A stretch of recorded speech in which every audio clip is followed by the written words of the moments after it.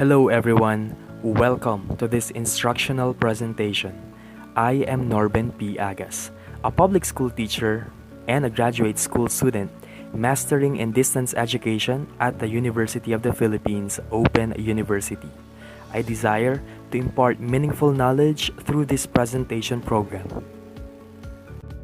In this innovative presentation, I wish to communicate two theories of technology under the context of education. I will be comparing and contrasting these theories and relate them to my personal experiences as a distance learner in UPOU and as a teacher in public education system. Bright as the sun, technology has penetrated almost all corners of our lives today, and education is not spared from it. The intricate connection of education and technology is one hallmark of social development.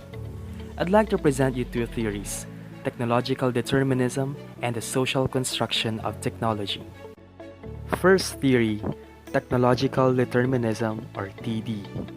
TD is a theoretical view that technology is a governing force of the society, that it is the cause of social change separate of societal factors like culture, economy, and politics. Scholars are divided whether technological determinism resonates to Karl Marx's historical materialism. Humans enter into relations of production which correspond to a definite stage of development of their material productive forces was often quoted. Some advocates equate material productive forces as technology, but William Shaw rejects this view. TD to him is not a technological interpretation of historical materialism. Much more about productive forces includes raw materials, instruments, and labor power. Shaw then properly labeled TD as productive force determinism.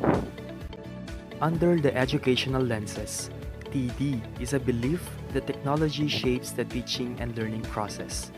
Technology drives the institution's curriculum and instruction, and the education frameworks evolve by adapting to technological changes. In technological determinism, technology portrays as an enabling factor and the original cause that shape education.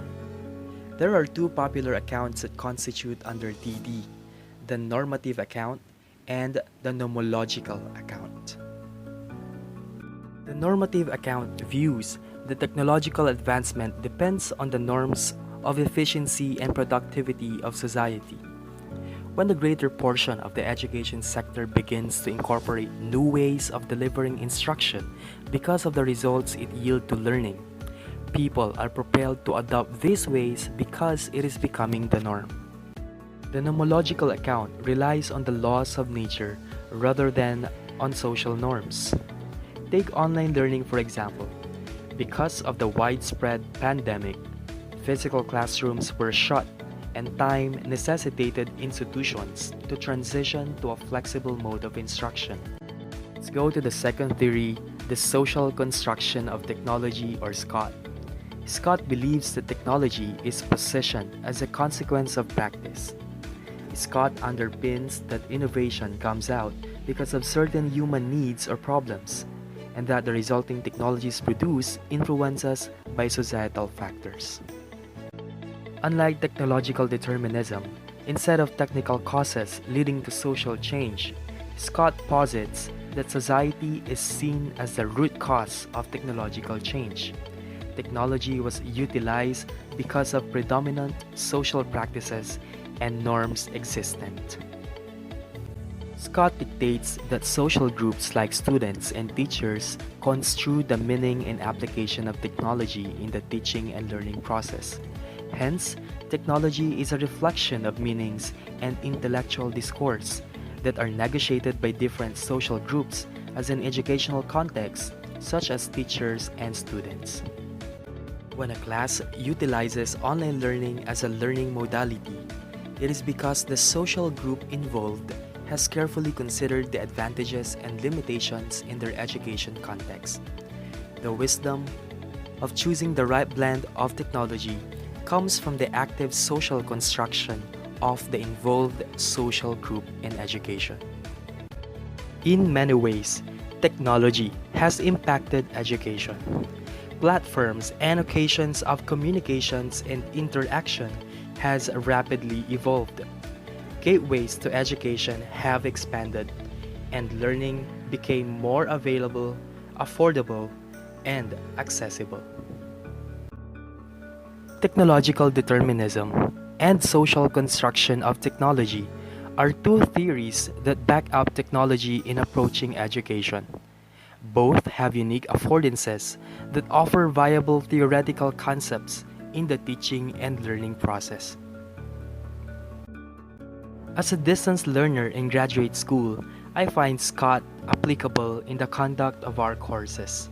The soft and hard technology that I use for learning was a product of social intellectual negotiations from the course designers, content experts, professors, and administrators of the university.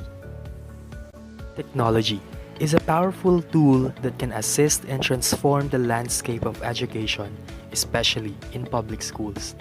As a public school teacher, the theoretical perspective of TD positions me to reflect on my conventions on instruction and design and deviate from the technocentric ways of crafting lessons.